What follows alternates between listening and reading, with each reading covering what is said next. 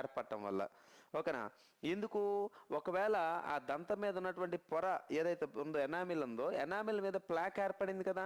ఈ ప్లాక్ ఏర్పడడం వల్ల ఏమవుతుందంటే మనకి ఈ బ్యాక్టీరియాని కానీ ఈ యాసిడ్స్ కానీ న్యూట్రలైజ్ చేయడానికి, ఓకే, తటస్థీకరణం చేయడానికి ఈ లాలాజలం చేరుకోలేదు. ఎందుకు చేరుకోలేదు? డెంటల్ ప్లాక్ అనేది మీద ఉంది కాబట్టి.